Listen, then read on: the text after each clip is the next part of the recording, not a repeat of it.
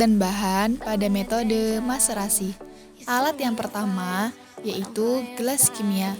Kegunaannya sebagai tempat mereaksikan bahan, tempat menampung bahan kimia larutan, dan tempat melarutkan bahan. Alat yang kedua yaitu kertas saring untuk memisahkan partikel antara zat terlarut dan padatan. Dan alat yang ketiga yaitu aquades.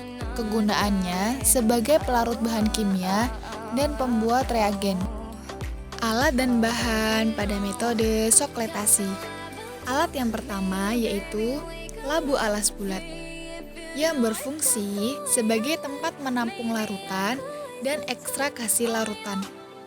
Alat yang kedua yaitu statif dan klem yang berfungsi sebagai menegakkan peralatan laboratorium untuk melakukan analisa. Alat yang ketiga yaitu tempat air masuk dan tempat air keluar pada kondensor. Alat yang keempat yaitu sifon sebagai perhitungan siklus bila larutannya penuh lalu jatuh ke alas bulat, maka ini dinamakan dengan satu siklus. Alat yang kelima yaitu kondensor sebagai tempat mendinginkan pelarut yang dipanaskan pada labu alas lalu menguap melewati sifon yang besar sehingga pendingin dapat mengkondensasi larutan.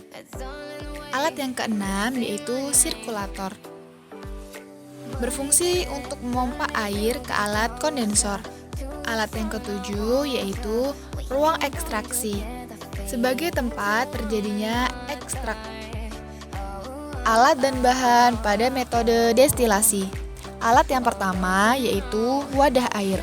Alat yang kedua yaitu labu didih yang berfungsi sebagai tempat didih sampel hingga proses penguapan.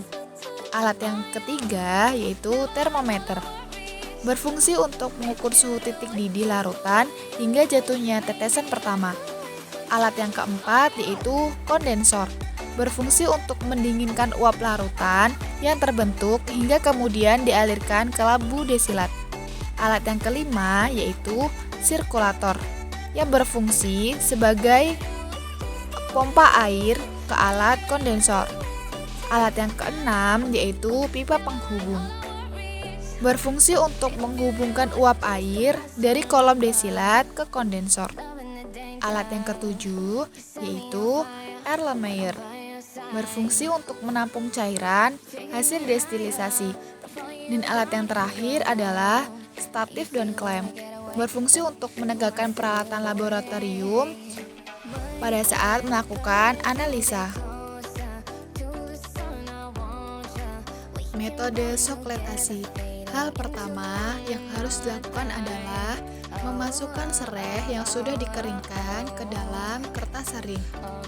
Lalu setelah itu bungkus kertas saring menyerupai bungkus permen.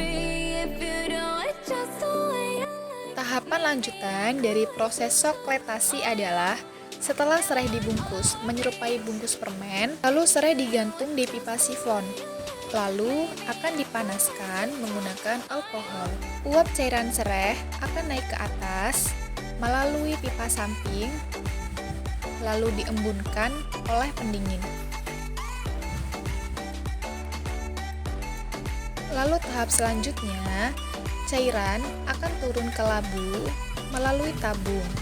Penggunaan dari dua selang ini adalah sebagai jalan keluarnya air dari kondensor. Cairan akan masuk kembali ke dalam labu pemanas.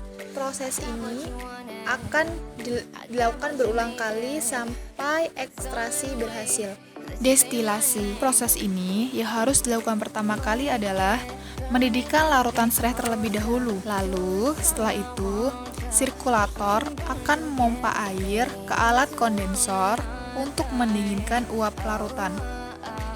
Lalu setelah itu, hasil destilat akan mengalir pada tempat yang sudah ditentukan. Dan kegunaan pipa penghubung adalah menghubungkan uap air dari kolom destilasi ke kondensor.